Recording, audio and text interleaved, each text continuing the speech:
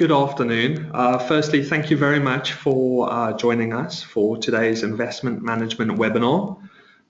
We will be talking about what should investors know about investing in illiquid assets. We are fortunate enough to be joined today by one of our own professors, Ludovic Phalippou. Ludo is an international authority on private equity investing and a well-researched asset management expert as well. He's been named as one of the 40 top professors under the age of 40 in the world by Poets and Quants, a website. And Ludo's work has been cited in journals around the world and has achieved at least 40,000 downloads for his extensive work in the area of private equity and institutional asset management. So I will let Ludo continue with today's webinar. Thank you. Thank you for the introduction. So the title is much broader than what I'm going to cover here, because there are lots of things that investors should know about investing in illiquid assets. And we do that in the program, and it takes about a day. So obviously, I'm just going to cover one small aspect of that. But the other things that I will not be talking about, and we can do that in the Q&A later if you're interested, but we talk a lot in the program of things like how do you benchmark liquid assets, how do you measure returns, how do you measure risk, and all these sorts of things. So, but another big aspect of what people need to know and debate a lot about today is the fees and the conflicts of interest. And this is important also because this has led a number of investors to bypass the usual funds and to develop in-house programs to invest in private equity, real estate, infrastructure, and the like. So this is quite important in terms of there's a lot of consequences on the way the industry is currently organized or getting disrupted. So the talk today is going to focus on just one aspect of this fee debate. And again, there are more things to cover in terms of fees in private equity, but I'm just going to zoom in on one that I've recently done research on. By that I mean the last 3 years, really, because this is what it takes to dig out all the data and put everything together. So I'm going to talk to you about so-called portfolio company fees. There have been a lot in the press, and this is under investigation by the SEC. And I happen to have worked on that. So I'm going to share with you a bit what this is about and then some of the findings in the time we have. So if you look, for example, at Blackstone quarterly report, and I apologize I didn't put the latest quarter, it stops in the third quarter of 2014, but basically you will see the revenues. Blackstone is the largest private equity firm in the world by far. And if you look at their income, you see in revenues there is something called management fees, and people are familiar with that. They know what management fees is. It is usual 2% on assets under management or 2% of capital committed, but that's something pretty usual and people know about. Then you see performance fees, and that as well people know is this carried interest. It's like if you do well, you get 20% of the profits, and the same in hedge funds. So we know these things, and then we see the total revenues. But if you look in the management fees, there are 3 lines there. One is the base management fees, and then there are these things called transaction and other fees and management fees offset. And that people don't always know very well what this is about. And if you look at the magnitudes of these numbers, pretty large. So the fees in total collected by Blackstone over that time period were $1 billion in management fees, just as much in carried interest. So that alone is interesting that they collect as much in fixed fees and as they do in performance-related fees. But then you have these transaction fees and others, and they are $316 million. And if you look at the 2014 annual report, they report like 300 million in these fees. It looks like it's going up, if anything, from one year to the other. So what are these fees that we're not quite familiar about? So here's the example of a transaction. Harrah's Entertainment is just, take an example of a transaction in the private equity space. So it's a usual LBO, and it's not conducted by Blackstone. It's by two of its peers, Apollo and TPG. And it takes a while to close this transaction. So it was announced in September 2006. It was effective in January 2008. And Harrah's Entertainment went for $31 billion. That was the value of the entire company.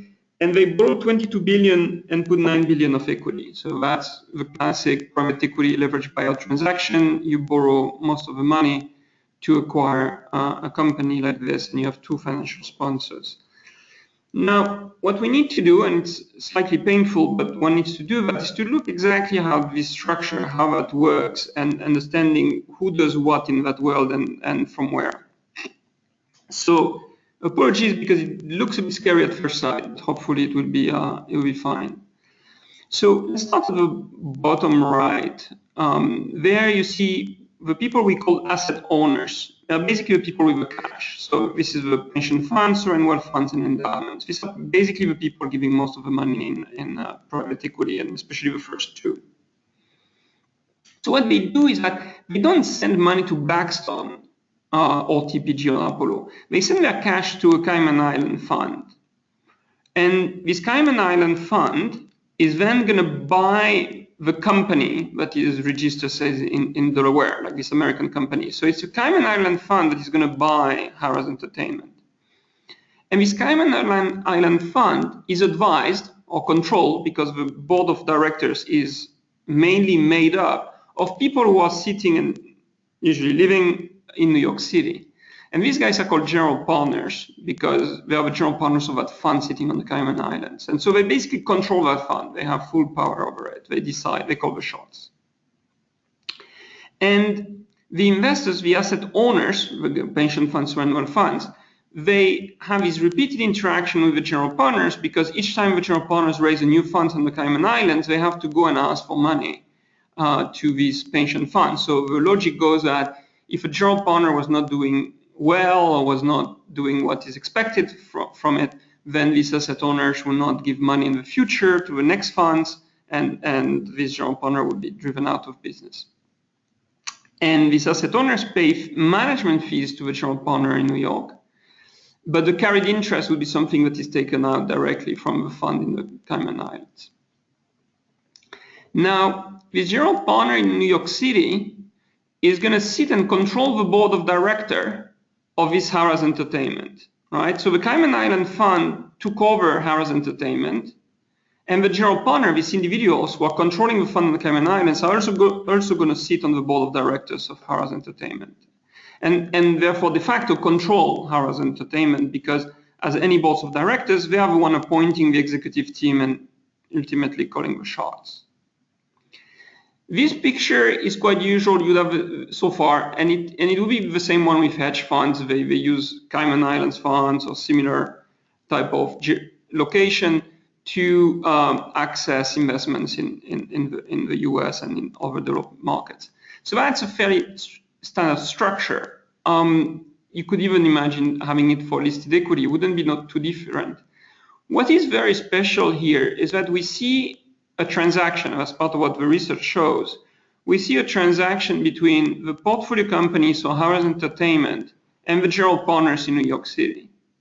Now, if you have looked at corporate governance issues, or if you have sit in any corporate governance course or attended a corporate governance talk, it doesn't take you long to see that this is a bit of a tricky situation.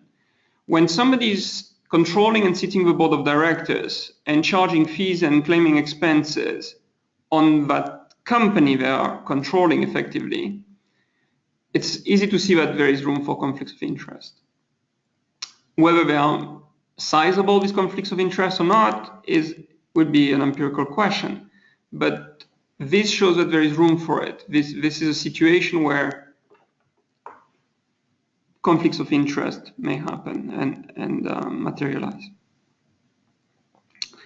This may be also a bit helpful to understand the situation of the asset owners a bit better. When the fund is created, the asset owners sign a limited partnership agreement with the general partner. And this limited partnership agreement contract on the management fees, the carried interest, and the refund rule for transaction and monitoring fees. But it doesn't say how much is going to be charged. So that's a bit strange because you're an asset owner and you give your money to someone and you say, I know you're going to buy things with it and you're going to take money out of a cash account of that thing. And I'm not contracting on how much you can take. It's up to you, basically. But if you take anything, you need to refund me part of it. So if you take anything, then you give me back 80% or you give me back 50%. But that's still a bit strange because you prefer somebody taking very little and refunding you very little rather than somebody taking a huge amount and refunding 50% to you, right? So that sounds a bit strange at first sight, but that's how the limited partnership agreement is structured. And then when these GPs go and buy companies with the money of asset owners, then these LPs would get this part of his money taken back. So that's the situation. What that means is that basically these fees, transaction fees, monitoring fees, etc., are discretionary. The general partner will decide how much to take, and they just give some of it back to the asset owners, but they just decide how much to take. So what perhaps would be interesting to do now is then to read a bit these agreements, to know a bit what these fees are for. Like when the general partner signs a deal with the executives of this company, what kind of things they specify? What are these fees for? How much are they? And what are these expenses, etc. So these contracts are 5-6 pages long, so we're going to go a bit fast and see how long. See their key points. So this is what the contract is. So later on, when you replay this, you can pause and read exactly the wording. I'm just going to tell you in a nutshell, but the first line there that says what services are is basically saying I may do work from time to time, right? It says everybody here agrees that from time to time I will provide some services to the company. And that's basically it, right? This is how services are defined, right? And there is no more detail than that. It's pretty vague. And clearly non-binding in terms of how much time you're going to spend or things like that. But what is clear is how much you're going to charge. So this is just continuing on the services. It just say, you cannot ask me to do a minimum number of hours or anything like that. So again, it's kept vague and I just decide how much I work. I don't contract on any kind of services, minimum number, amount of service or anything like that. The amount is clearly specified. It says that for this vaguely defined stuff, I'm going to charge right away $200 million. But that's actually the one from Harrah's Entertainment. So they say for this kind of services that I may not do, and so to me, I take $200 million.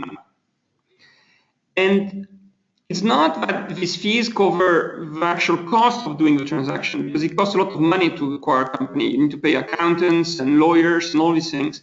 And here it's clearly explained that these fees come on top of any expense. So if I have to pay lawyers, consultants, etc., I will take that money directly from the company to pay for the expenses. So you just get $200 million on top of what it costs to acquire a company.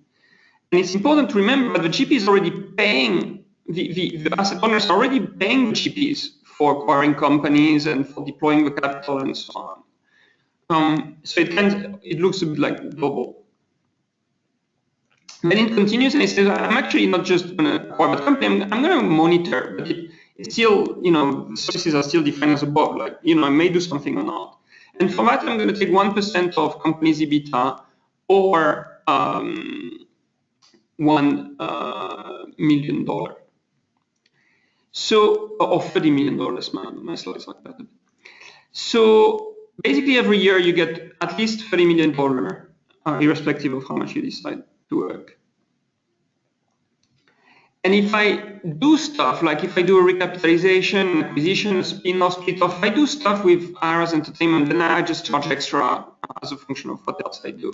So that's a bit like a CEO saying, well, I spent all of last week thinking of a recapitalization of this company. It was a lot of work, so I should just take $1 million from the cash account of that company.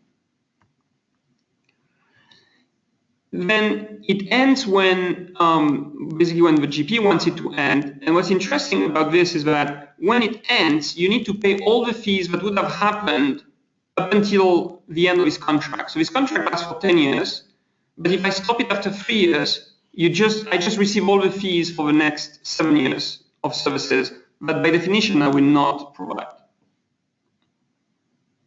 Right, so one way to translate this is that I stop charging when I want and I get all the money I was supposed to receive anyway from that point up until 2018. And so in the press, for example, there's a journalist that commented on this kind of clause, and actually Blackstone got fined recently with the SEC for not being clear enough about this kind of clause. But it looks like probably the most problematic clauses of all of them. And this journalist says, it's not like you pay a termination fee because you stop your 2 years agreement with your fund providers. Is your cell phone provider stops the agreement after 6 months and tells you, you need to pay me for the 18 months that you will not have a fund for. So how much has been taken? Well, in monitoring fees alone, so the transaction fees we split was $200 million. In monitoring fees, this was how much was taken. In 2013, Harris Entertainment went IPO and went bankrupt actually pretty quickly. So that's basically the fees that were taken. So if you see, it was supposed to be 30 million or 1% of EBITDA. So this is basically saying that for 30 million, they took actually a bit less than that during the crisis. And in 2011, they took more than 30 million. So the EBITDA must have gone up to 3,600. Now, it didn't happen. The EBITDA went down with the crisis. So in 2011, they took 2% of the EBITDA as a monitoring fee and more than the $30 million. So they took even more than what the contract was saying. And how is this possible? Well, they control the board of directors. So they can write an amendment to this contract. They do whatever they want. So again, these sorts of fees is purely discretionary. Even if they write it in a way in a management service agreement, so they can decide it otherwise during the life of investment. And the net income was highly negative. So Caesars Entertainment or Harris Entertainment went bankrupt. And so it was a bit, people were not all that impressed also because in this situation, there was $200 million of transaction fees taken out, $200 million of monitoring fees taken out, and this company was losing tons of money. So much that actually when they terminated the agreement or wanted to terminate the agreement, the termination clause that we just saw was so big that the company couldn't afford to pay it. And so even after the IPO, the monitoring fees were still charged because they couldn't afford paying for termination. So I get my data we went through like 25,000 pages of SEC filings. We have a sample of 1,000 investments in nearly 600 LBOs. They have a total deal value of 1 trillion. And that's what took us about like 2 years to put together. You have to work very hard to find these fees in some filings, but they are there because they are related party transactions, and anybody who needs to report to the SEC needs to report related party transactions. And so this is where we find the information. So in a nutshell, so far what we saw is that these PC fees are exposed discretionary compensation items. And the economic magnitude, if we add up everything we found in our sample, was $20 billion. So $20 billion for 1 trillion of transactions. Compared to the equity invested in these companies, it's 6% of the equity invested. So we're not talking about peanuts, we're talking about a sizable amount. And so then the question becomes, are these fees optimal? Is it something that makes sense? Because sometimes it does make sense to give exposed discretionary compensation to your fund manager or things like that. So then we study that, and here as well, I don't have really time to go through all the details of the hypothesis, but you can play them later on or read them in the paper. It's available on ssrn.com, like all of my work. But basically, if you think these fees are optimal, they should be adapted from one company to the other. The fees would need to depend on the company's specifics. Like companies that are difficult to monitor should require more fees, or at times where it's more difficult to make transactions, like in times where, like today, for example, when the credit market is just frozen for LBOs, then it's more difficult to make deals, so the fees should be higher. So you would expect that the fees are company-specific and time-specific. And you would expect the LPs not to react if they are optimal because the LPs are happy with the GPs doing what they are doing, so everybody is in agreement that this is the right thing to do. What we find is that the fees are absolutely not related to company characteristics. It doesn't matter if earnings are volatile or not. It doesn't matter when the transaction happens. In fact, we find the same level of fees in the mid-90s, in the 98-2001 period, in the boom of 2004-2006, in the crisis in 2007-2008. The fees are just insensitive to when the transaction occurs and insensitive to company characteristics. So the other option is that this is tunneling, and there are a few people who can be tunneled here in this transaction. It could be the tax authorities, and I'm happy to explain that, but it takes a bit of time to go over the details. But basically, if you think that these fees were a dividend and you just call them a fee, then they become corporate tax deductible. So this was if you pay a dividend, then you would pay taxes on the pre-dividend amount. If you, instead of calling something a dividend, you say, oh, it's just a fee for doing stuff, then it's tax deductible and you save on taxes. So this could be like a tax optimization scheme to keep it politically correct. Then that's one option. Another option is that you may try to fool the supervisors, and I can detail that. And the third one is that it's an outright hold-up of LPs. So you can test that, because you can look, if it's tax optimization, it should be that the fees should be related to the earnings before taxes, and we find it's not the case. We find that actually the fees are equally high if somebody is not paying corporate taxes to begin with. So it's probably, there's a tax consequence of these fees, but it's very unlikely to be the main motivation, because even when there is very little to gain on the corporate tax side, these fees are taken anyway. And then a big finding we have is that the LPs are walking away from the highest performing, the highest fee chargers. So in our sample, if you look at the GPs that are most aggressive with these fees and the GPs that are least aggressive with these fees, basically the ones who have been the least aggressive with the fees, the ones charging zero or close to zero, have received massive amounts of money from LPs post-crisis, since the fees have become news and people know more about them. And all the GPs that have, or most GPs that have taken a lot of these fees, once this became public information that these fees are happening and some people have charged a lot, etc., these GPs have basically been driven out of business. So in a sense, the market was at work, the high charges got driven out, but it seemed to have taken 20 years and the SEC intervention to have done that. And we learned a few things perhaps about the necessity to regulate these sorts of markets. And so again, I cannot cover all the aspects of the study, but we have a number of results and give a lot of details about these fees, what are these contracts saying exactly, and so on and so forth. So I'm going to leave it to this, and I'm happy to take questions either on this or the other debates at the moment on the fees in the illiquid asset domain, or on performance or any other issues you may think about arising in the asset management world right now. So with that, I give it back to Ben. Absolutely. Thank you very much, Ludo. We really appreciate your presentation. Now, for a couple of questions, please send them through. We've got our first question through, so I will field that to Ludo now. So our first question is from a gentleman called Sam Metland, and it's, are there any circumstances where you feel monitoring fees are fair or reasonable? I don't really want to put just on fairness. I'm not really a philosopher. So it just what I can do is run regressions and see that investors do not seem to be very impressed with monitoring fees, because they seem to be walking away from the GPs that have charged the most of them. If I do try to answer the question, if my personal opinion, if I were to advise an LP doing due diligence and seeing a GP with a lot of monitoring fees, I would just be nervous. I have difficulties to see why we need to give discretion, expose discretion to a GP, and therefore why there would be a need for monitoring fees.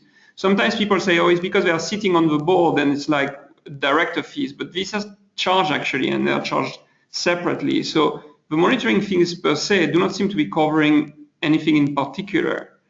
If they cover something specific, like a consulting a task or something like that, and it's charged arm's length, then I guess it's all right. It's a bit hard to check, but I guess it's all right on paper.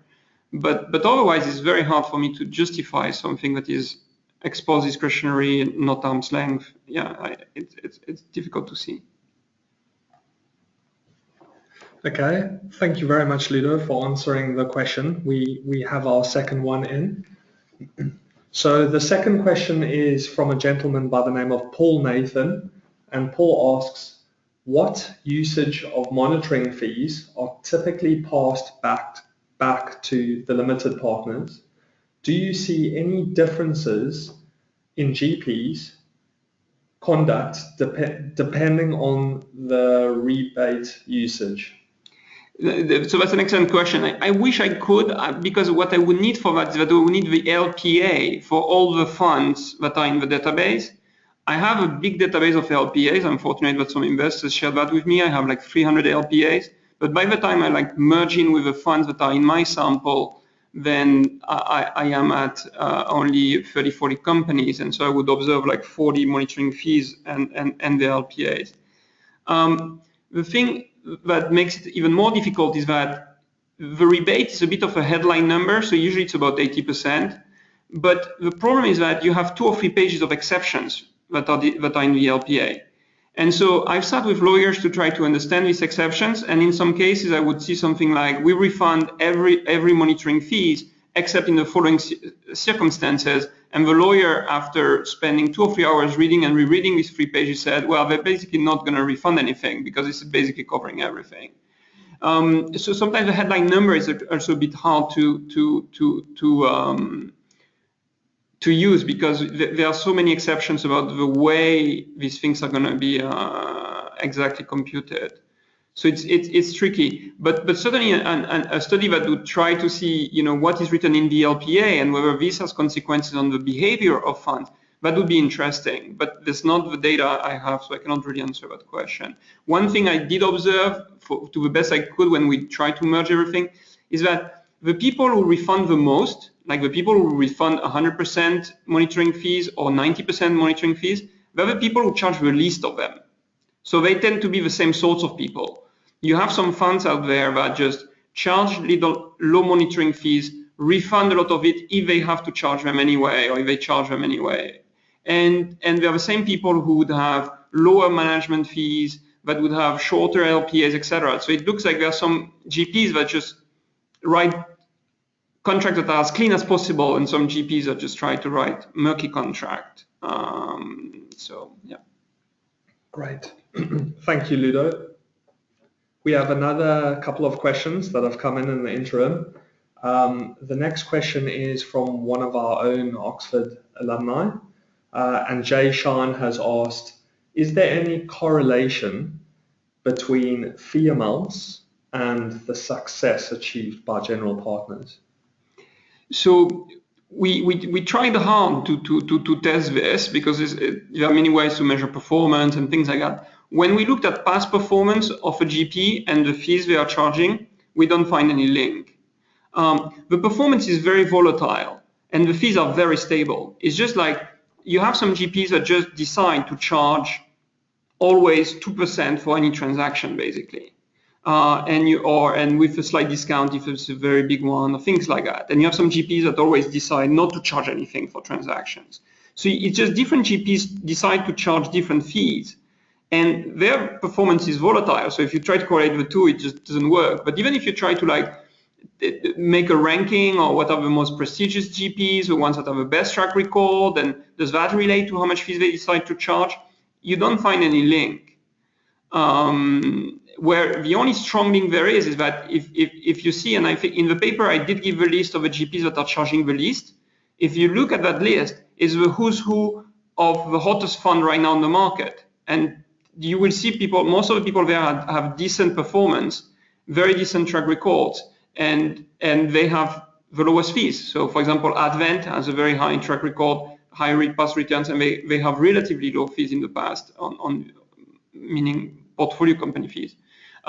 You will see there Warburg Pincus, Herman and Friedman, etc. These are people that usually have good track records but have decided to not charge much, and so they raise funds very fast and very big at the moment. But you do have some GPs that have amazing track records and do charge very aggressively. And so you basically have no correlation. Great. Thank you, Ludo. The next question we have is from a gentleman by the name of Mike Casey. And Mike has asked, what does your data show about use of monitoring and transaction fees amongst growth equity managers as opposed to buyouts? And is this different outside of the US/Europe/Australia? So I guess is it outside of westernized markets? Yeah. So I would have very few growth equity in my sample because one requirement is that you file with the SEC, and for that it is usually people who have publicly traded debt. So it would be usually LBOs and usually large ones. So that's what mainly makes my sample. I can observe these fees when somebody goes IPO, and so for that I have a few growth equity that made it to an IPO, and then I could see the fees. Usually they're much lower, but it's also because there's much less cash flows and things. So the short answer would be, even extrapolating from a small sample, is that there is much less of these fees in growth equity. I'm told that there is much less of these fees in the UK and outside of the US. It's possible, but I'm trying to collect data in the UK. For what I've seen so far, I don't have many data points, but these fees in the UK seem non-negligible. Are they comparable to the US? I don't know. Maybe they're a bit less, but they're non-negligible. I know that in Scandinavia, everybody says this would never been accepted in Scandinavia, so they're not charged. Australia, I don't know. People would need to collect this data. I'm told that this is a US tradition, that the US guys started first and the other one kind of exported it to the rest of the world, and so it's mainly a US thing. That's what I'm told. But there is this interesting case where it's actually in a Yale case study, and there is this anecdote there where David Swensen was paying a lot of attention, reading all these sorts of agreements because he was very worried about these sorts of fees. And there was a fund in Brazil, and this fund in Brazil proposed to take a transaction fee of 30% of the value of a transaction. So basically, nearly 1/3 of the value of a transaction would be the fee for making the transaction. And David Swensen then tried to stop that guy, and the guy said, "Look, you have no power. I can do whatever I want. It's discretionary."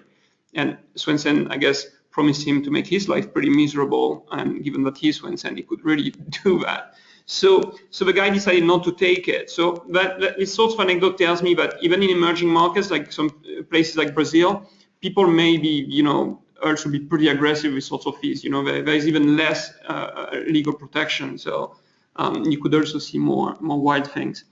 When I talk to people who have like funds in Africa, usually they tell me they would never do such a thing. First, because they usually have minority stakes, but it also like in many parts of Asia. But and the other thing is that in regions where people are very worried about corporate governance, then people are make really sure in limited partnership agreements that they erase any possible room for conflicts of interest. And so it seems a bit paradoxical that in places where you expect, high conflicts of interest and so on, then people on purpose then would make sure that this doesn't happen. But I don't know about the Australian case specifically. Great, thank you, Ludo. The next question we have is from Mr. Imran Akhtar, and Imran asks, what will be the fair agreed condition which fund managers charge based on performance before exit? So if I were to write the ideal contract in that space, I would certainly not allow for any conflicts of interest. There is enough out there without creating extra in a limited partnership agreement. So I would spend a lot of time just trying to eliminate any conflicts of interest. There is room to do kickbacks. The expense is a big issue. So I would do my utter best to focus on eliminating all conflicts of interest or potential for it. Then when we are down to the usual two fees, then the fixed fees and the performance fees. I think that management fees, they have gone down, but they cannot be even at the level where they are now. 1.5% management fee is way too high for most of the funds out there. That doesn't cover expenses. You generate a profit with management fees, and I don't think this is right. So I would push people to have less management fees, but I would be happy to increase the carried interest to 50%. So, but the carried interest right now, the way it's calculated, is really taken from zero. So if you generate 10% return, you do get 2% of fees as carried interest. And I don't find this like quite satisfying. So I would be in favor of having a carried interest more higher, like perhaps 50%, but to have this carried interest being paid out of an amount that you generate beyond the benchmark. So if we agree that the benchmark is a mid-cap equity or the S&P 500, I'm not a big fan of the S&P 500, but if it is the S&P 500, then be it. But then it is the S&P 500, and if you beat the S&P 500, then you take 50% of the amount you've generated beyond what the S&P 500 would have given me, and not from zero like it is now. So these sorts of contracts would make me much more comfortable, where somebody does get a lot of money, but only out of what I've received in extra of what was the agreed benchmark, and as little as possible as in fixed fees. That would be my ideal contract. Great. Thank you very much, Ludo, for answering another thorough question. We really appreciate it. We've still got a couple of minutes for any more questions. In the meantime, we've had a logistical question, which is one for me, from Mika Lee. Mika, yes, we will be sending a thank you email to everyone that's registered today with the recording. So you will be able to go through the recording in your own time. So I encourage any more questions over the next couple of minutes. Please do submit them if you have anything to ask. Otherwise, you can read the full paper on ssrn.com, right? So it stands for Social Science Research Network.com. All the papers are there, they are free. You can also check out the press coverage of this type of research for some more better written version of this. Thank you, Ludo. We've got another questions come in from Bakir Badami. And Bakir asks, what is the level of equity should you expect the GPs to put in for better alignment of interest? Yeah, so I think like it's a good question. The previous thing, like I think if already they were getting 50% of what they generate beyond the benchmark, they would be quite highly incentivized. And then I'm not sure that we would even need their own equity to be invested there. There is a danger to have a GP with too much equity in the fund. Again, if the carried interest is written properly, there wouldn't be a need for them to have direct equity in the fund. So it is not something that in due diligence I pay a lot of attention to, but it's true that if you don't get what you want on the carried interest side, then you might as well try to get them to like a 5% stake in their own fund. But that also depends on the wealth of these guys. It cannot be that, like in many contracts, that you convert management fees into your own contribution in the fund, etc. There are tricks around this own contribution that also would not be really good on an incentive, or wouldn't be effective as an incentive. Thank you, Ludo. I guess any last questions, please send them through. Other than that, we would like to thank you. We'll give thanks to Ludo for joining us today, and also especially thank you very much for joining us on today's webinar. I will be going through a couple of program logistics. So what Ludo has covered here today will be taught on our new investment management program. Ludo will cover areas such as asset allocation models from around the world. He'll look at investment management fees, performance measurement, and he'll also look at a case study on a Norwegian sovereign wealth fund. So if you enjoyed Ludo's webinar today and you would like to know more about these critical areas in investment management, please do join us on the program. I'm happy to answer any questions or schedule calls at your request with regards to our program. So thank you very much for joining us on today's webinar. I really appreciate your time. Thank you very much. Thank you.